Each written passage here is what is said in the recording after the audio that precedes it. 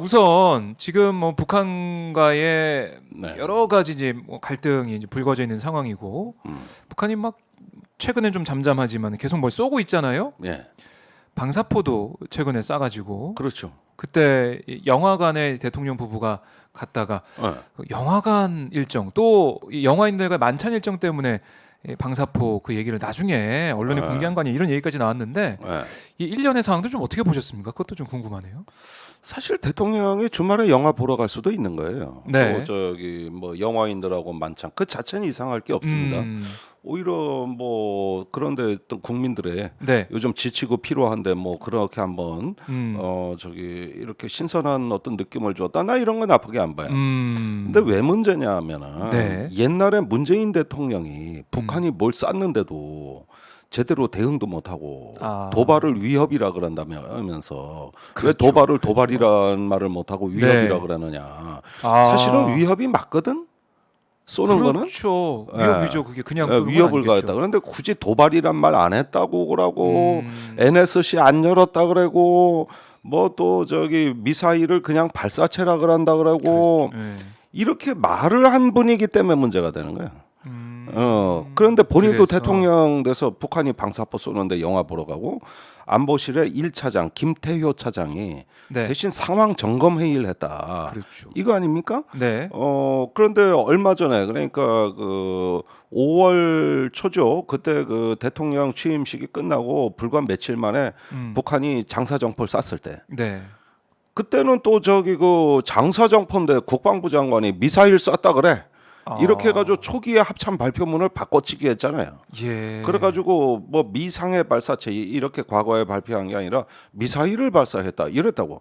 대포를 미사일이라 그래놓고 그때는 또 그때는 이것도 부정확한 거지만 네. 대포를 미사일이라 그래놓고 NSC 회의도 안 열고 아. 그러더니 이번에는 또 포기 때문에 별거 아니라서 이건 뭐 회의를 열 만한 사안이다. 그럼 저번에 포 쐈을 때는 왜 저기 뭐냐 미사일이라고 오히려 과장해서 그렇게 또 호들갑을 떨고 이게 앞뒤가 안 맞으니까 지금 문제가 되는 거지. 네. 앞뒤가 안 맞으니까. 앞뒤가 안 맞는 모습. 예. 이 지금 그러니까 이 상황 자체가 한반도 긴장감이 이제 고조가 되고 있잖아요. 예. 전체적인 상황 속에서 보면 국가 지도자, 그러니까 국군 통수권자는 음. 좀 더 어떻게 보면은 이 비상 대기 체제를 좀 보여주면서 네.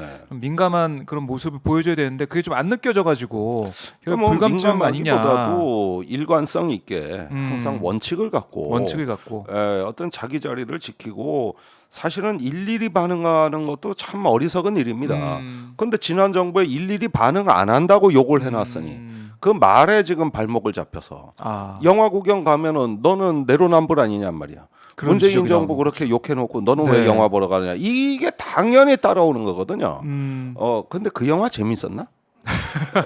난 무슨 영화인지 아직 못 봤네 그거. 네, 브로커 영화인데, 아 그래요? 네, 저도 못 봤습니다. 못 네. 봤는데, 그러니까 그 영화를 본 게 잘했는지 못했는지 내가 그 영화를 안 봤기 때문에 내 보고서 좀 보고서 이거 다시 또 평가를- 얘기를. 예. 그래서 그러니까 저 같은 사람은 그런 영화 볼 시간도 없이 개고생하고 저는 주말에도 저기 뉴스 보고 네, 또 어머니 간병하고 이러느라고 영화 보러 갈 틈이 없거든 나는. 네. 어. 그런 국민들도 좀 많이 있는데, 예. 국민도 많이 있는데, 이런 영화관에 가서 콜라 먹고 팝콘 먹고 이런 모습이 좀 보여지는 게 특히 그동안 전 정부에 대해서는 그렇게 강하게 비판했던 그런 입장에서 그런 게 내로남불이다 네. 이런 비판이 나올 수밖에 없다. 내로남불이죠. 예. 그러나 저 짓 하고 싶어 대통령 된 거예요. 멋있잖아. 멋있게. 즐겁잖아. 저거 하고 싶어 대통령 되는데 저 어떻게 말려 저거. 그래요. 예. 자, 이 안보 상황이 좀 엄중하고 어떻게 보면 북한의 이런 도발이 사실상 이어지고 있는 상황. 이 상황에서 우리 정부의 대응 또 우리 대통령의 대응이 어떻게 될지 이거는 뭐 저희가 체크할 수밖에 없는 상황인데 네. 그렇다면 지금 북한의 핵실험이 뭐 있을 거다 이런 얘기는 계속해서 뭐 보도도 되고 있고 미국에서도 보고 글쎄 있는데 말입니다. 아직까지는 별다른 움직임은 없는 것 같아요.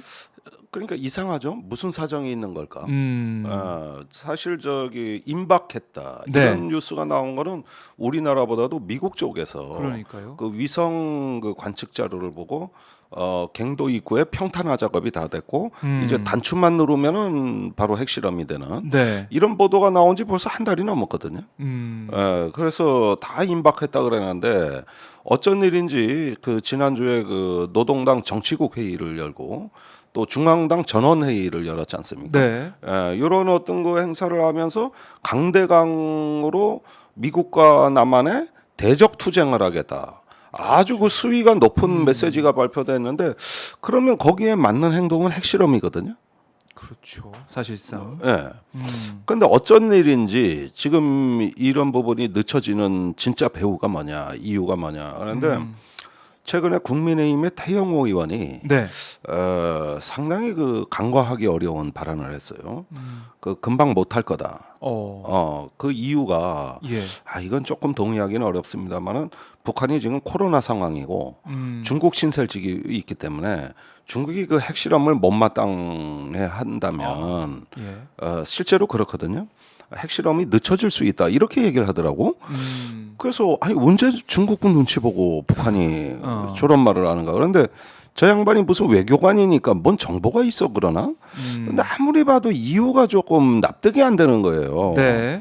근데 실제로 늦춰졌거든요. 이런 면에서 이제라도 곧 핵실험을 한다면은 사실은 그런 말은 다 잘못된 말이 되겠지만 네. 이상하게도 조금 예상한 시기보다 늦어지고 조금씩 늦어진다. 또 요즘 비가 많이 와서 그런가 하는 얘기도 있어요. 기후의 예, 날씨에 예. 따라서 영향을 좀 받는 부분이 있으니까 그것도 좀 따져봐야 된다. 어쨌든 이 핵실험 같은 경우는 언젠간 할 거다, 뭐 조만간 할 거다, 올해 안에 네. 할 거다 이런 얘기 계속 나오고 있기 때문에 할 겁니다. 우리도 이제 대비를 정말 만발의 대비를 해야 되겠네요. 그러니까 지금 윤석열 정부의 대응은 그 미국의 전략 자산을 전개하고 한미일 군사 협력을 통해서 뭔가 그 예전에 비해서 가일층 강화된 대응 이런 걸 보여주고 싶어 하는 거예요. 그리고 말이 세졌어요. 제가 일전에도 그 방송에서 얘기했습니다만은 네. 전투기 20대 띄워서 훈련해 놓고 무력 시위다. 훈련이 아니라 무력 시위다. 무력 시위라는 말을 쓰는 건 전 처음 봤거든요. 이 훈련은 상대방을 두들겨 패기 위해서 나의 근육과 기술을 보여주는 거. 네. 이건 훈련에 해당되는데 무력 시위는 실제 면전에 가서 때리는 신용까지 하는 거예요. 그렇죠. 무력 시위니까. 이건 다른 거예요. 여기에는 경고 사격까지도 포함돼요. 격파 사격만 빼놓고 나머지는 무력 시위라고. 네. 이런 단계인데 그러면 무력 시위를 그렇게 했다면 북한이 뭐 미사일 8발 쐈다고 우리도 8발 쏘고 무력 시위를 했다면 정군의 비상을 걸어야 될 거 아니야. 이거는 굉장히 훈련보다 수위가 높은 거니까. 근데 비상도 안 걸어도. 그렇죠. 그냥 뭐 그렇게 말만 무력 시위. 무력 시위하고 끝나는. 그러니까 공중 무력 상대방한테 나쁜 메시지를 발신하겠다. 이 의도만 있지. 실제 그 군에 외출해박 금지시키고 휴가 금지시키고 전군 비상대기 해놓고 이거 할 수 있냐고. 매일 그렇게 할 거냐고. 앞으로. 그렇게 하긴 또 쉽지가 않죠. 그러니까 그러면은 그냥 그 훈련한 대로 얘기를 하면 될 걸. 네. 굳이 무력 시위라는 표현을 통해서 상대방한테 자극적인 메시지를 뿌리겠다.